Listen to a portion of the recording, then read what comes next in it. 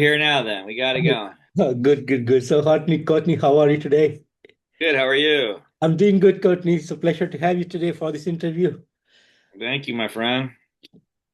So, Courtney, your new single, Fear the Boogie, was out for Halloween. So, would you like to tell me a bit on this new single? Yeah, sure. So I'm in this movie, starring this movie called The Barn 3 that's going to come out next year. And there's three creatures in it, and one of them is a character that's a miner with a pickaxe that they call the Boogeyman. So that was kind of the first part of the thought. The other part of the thought was last year I did for the 40th anniversary of Children of the Corn, did a whole convention tour, and the last thing was we did a Sitges Film Festival, which is outside of Barcelona, Spain.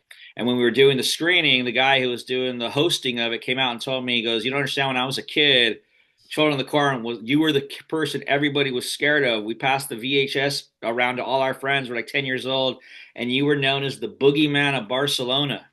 So between hearing those two stories, the Yeah. song "Fear the Boogie" came around. Amazing, amazing, amazing. And and you came up with an amazing artwork for Fear of the Boogie. Would you like to tell me a bit on the work behind this artwork? I give all the credit to Wall on that one, the guy who co-wrote the song with me and such. He I think he took the took some of the corn Children of the Corn themes and and a motorcycle, and it looks pretty cool. So Yeah. he came up with that whole concept. Amazing, amazing. And this song is going to be included in the soundtrack of Bond 3. So, are there more singles that you're planning to come up for the soundtrack? I don't think I'm gonna do any other songs for the soundtrack, but yeah, it's gonna definitely be in the movie somewhere. I don't know where yet, but it's also gonna be at the end credits of the movie, which to me is like the prime spot to have a song. So when I heard it, it came out so well. I said the director Justin Seaman, his name. I said I think this deserves to be in the credits. It's his decision though; it's not mine. But he said I agree. So I was like, oh, that's great. So because that to me is that when the credits are rolling, that's when the songs are at their best. So I'll be curious to see where else he puts it in the movie. Now, as far as the next move musically, then we've been working. Wall and I have also been working on putting a full LP together. So this whole year we've been tracking songs. That was while we were tracking that all the rest of the record. This sort of came into our lap, and we did that as well. So. I'm not sure. It's going to be early next year. We're going to put out a record. So that's going to be called Wander and Dream. Amazing. So we're just been recording a lot and can't wait to share all this stuff with people. Great, great, great. And speaking on Fear the Boogie, an awesome song, like your vocals is mind-blowing, the musicianship, Oh, the sound, it all came together so beautiful. And I've been putting this song on repeat, and I really love this song. So, oh, that's great, man. I'm glad you enjoy it. That's awesome. so thanks to you for putting up this awesome single this year. So, as a creator of the music, and how do you feel about the outcome of Fear the Boogie? Oh, I'm very happy with it. Again, I give a lot of the credit to Wall. He engineered it. He produced it. I think the lead work in the song is fantastic. So I gave him a lot of credit. Like I said, we've been working a lot together, so we've been able to we're just banging songs out now. So my performance on the vocal was just to make sure it felt edgy, scary, and I think we accomplished that. So. Great, great, great. And you are also starring on Born 3, so how horrifying the movie is gonna be, and are there more expectations set for this movie? Yeah, well, so the Barn, it's a very independent horror franchise, but it has a surprisingly big following. When I was offered the role for the Barn 3, I was like, sure. I mean, I got some work. I was available. Let's do the job. But when I had a convention in Kentucky, I was doing right before it, and so many people came up to my table going, "You're going to be in the Barn 3. That's amazing." I was like, "Wow, I didn't know this franchise was so popular." But it really does. And a big part of that is Justin Seaman, again, the director. When he made the first one 10 years ago, he just self distributed it going to conventions, selling his DVDs. And then other horror people start coming to him asking if they'd sell his DVDs. So now he's been doing that for a decade. So he's been doing conventions all over the country. And so everybody there in the horror world now, the fans, they all know him. So they're really behind him on a personal level. But this one out of the three is by far the most ambitious and a bigger budget. and the kills and things are like the special effects are way bigger. So I think it's going to be really good. I my hopes are high. So Awesome, awesome, awesome. And like you stated earlier, last year marked the 40th anniversary of your amazing movie, Children of the Corn. And how does it feel like it came out back in 1984, and 40 years later you are celebrating this. So how do you feel about this movie now? it honestly it's mind blowing, right? It's like I always tell people, it was just back in the 80s, horror movies were B movies. There was obviously some people who liked them, but the industry didn't take them seriously. Critics panned my performance. They panned the movie. But 40 years later, it's a cult classic. And 40 years later, horror has gone completely mainstream and is more popular than ever. So, and people cherish the 80s movies, so it's only grown in popularity, and every generation discovers this Children of the Corn, where the teenagers get rid of the adults, and every teenager of the new generation discovers that. It's like, yes, get rid of the adults. So it just keeps going. It just keeps going. Amazing, amazing. And how did this you are a very well-known actor in horror movies, a lot of other movies you have worked on, but what make you bring into the music field? So I've always been doing music on the side. Really, I started studying acting in a professional workshop when I was 13. I also started taking guitar lessons when I was 13. I I I was very clear though that I wanted to work as an actor professionally. So that was my focus. And again, I was in a professional workshop. I studied with this guy named Virgil Fry, who was a working actor. His solder Soleil Moon Fry from Punky Brewster. So I was really with somebody who knew how to get work, and he ended up becoming my manager for a number of years. And so I was kind of fast tracked in that regard. Music was something I was always doing, but I wasn't trying to do it as a profession per se. Mhm. Uh, but really, since 2020, during the pandemic, like everybody else, I had time on my hands, and I was looking around, going, "Well, what is it I really want to do that I haven't done yet?" And you've been writing songs since you're 15 years old. Now it's time to record them, and now you can record things more affordably. You don't always have to go into a studio and spend all that money.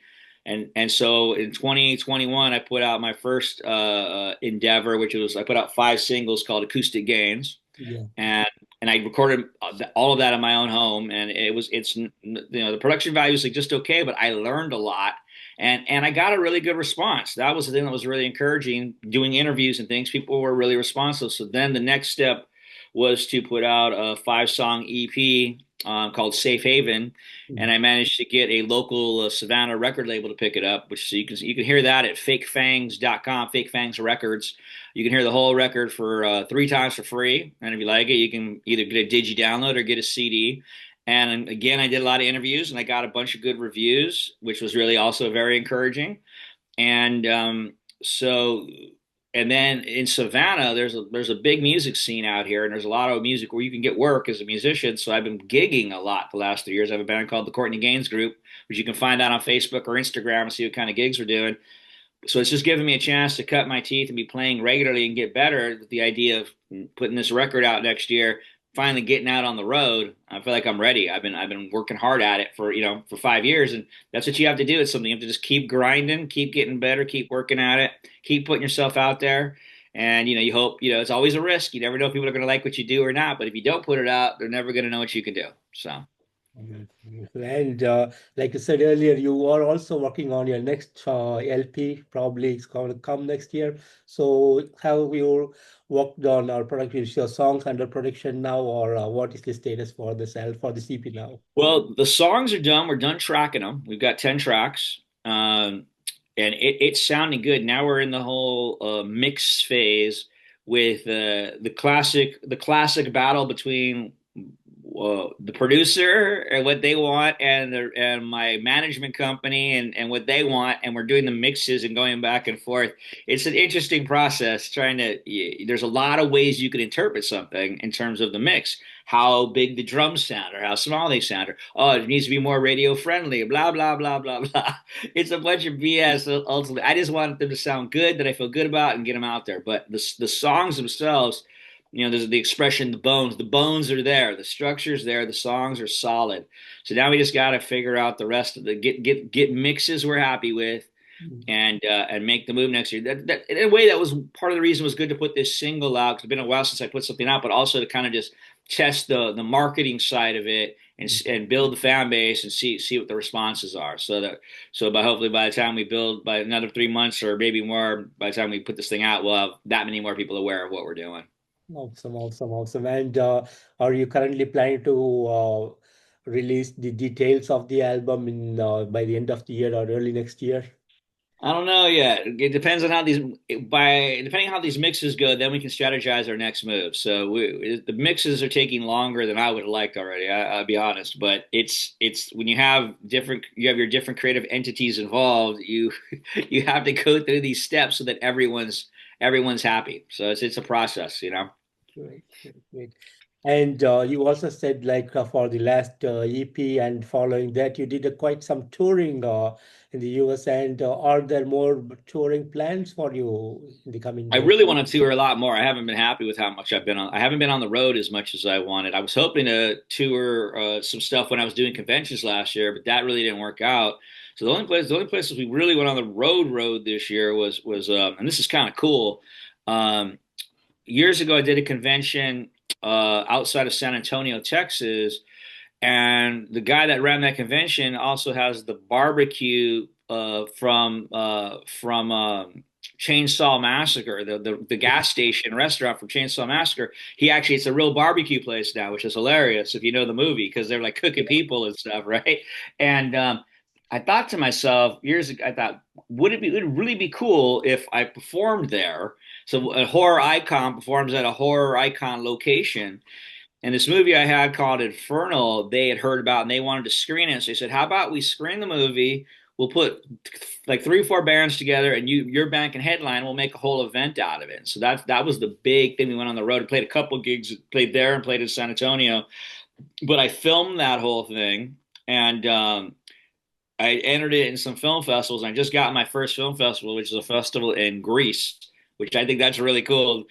So the 45-minute show is going to be in a film festival in Greece. I love it. So and then we'll do the film festival route, and then we'll figure out how we want to distribute it for the fan base.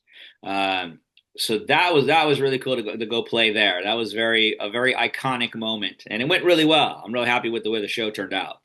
Awesome, And awesome. one of the new songs from the record we played on there, it's called "Blues of My Blood." So once that's out, if before it comes out before the record, then people can check out one of the new songs. Awesome, awesome, awesome. And to speaking on Fear the Boogie, are you planning to come up with some scary music video for this?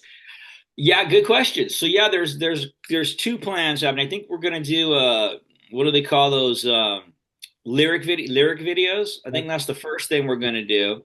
That should be happening soon, and I think that's in process right now. But part of the agreement for doing the putting the song in the movie was that that the director would help me cut a music video together. So now what we got to figure out is whether we're going to use old footage from the Boogeyman in his two movies, or he's going to use some of the new footage, since the movie we thought the movie would come out by now, is what we thought, but it didn't. So we decided to release the single anyway. He's going to be he's going to be screening the movie in movie theaters like over the I know the first part of the year, and then I think they're going to figure out what their digital platform is to release it. So I don't know if he's willing to use some footage yet from the movie. So we're gonna have to figure that out from the new movie. I hope he will, but if he doesn't, I'll just like give me some old Boogeyman footage. We're gonna do a couple. I'll do my guitar player will do some stuff and video stuff. I'll do some video stuff. We'll just cut it all together. That one I think is gonna be cool because we'll have the footage from the movie. So Fantastic. two videos. We got two videos cooking right now. Amazing. I'm really looking forward to All right, cool. Sure. And being a veteran actor and with more successful movies around for decades now and into music now, so what would be some of the best moments as an actor and as a musician? Wow, that's a big broad question. I mean, in my whole career, like the best moments? Yeah, something you can share with for the audience today. Sure, sure. Well, I always tell people, when people ask like what's probably the most amazing experience movie wise, I always tell people it has to be the movie Memphis Belle. about flying in the B-17, right? Number one, I got to shoot it in England. I was in England for 3 months. Nowadays, you're never that long working on a movie, so I got to spend a lot of time in London, and we shot it at the famous Pinewood Studios, which is where they shot Batman, shot a lot of stuff there. It blows the studios in America away, to be honest. The food is incredible. Food commissary food in American like a Universal or that, it's not very good. It's like it's okay. This place was like you go every day. It's like a Sunday brunch. They got like hams or roast beef. It's like amazing. But also, we got to fly in a real B-17 one day on the 4th of July, actually. We got there on a July 1st. And on the 4th of July, we kept saying, we want to fly. And they're like, we can't let you do that. That's crazy. And they went, hey, you know what? We're doing some second unit photography. Hop in. Let's go. And so we had two B-17s flying. Half the guys jumped in one, half the guys jumped in the other. That's an experience none of us will ever forget, to get into a real B-17.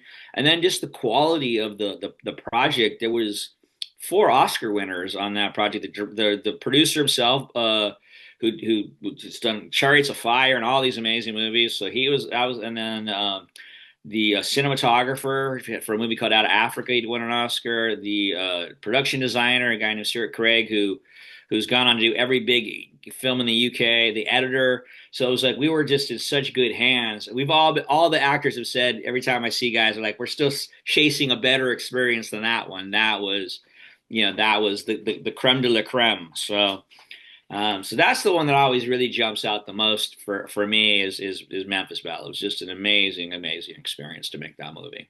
Awesome. Thanks so much for sharing. Sure. As far as musically, I don't know. I don't even know what to say. Um,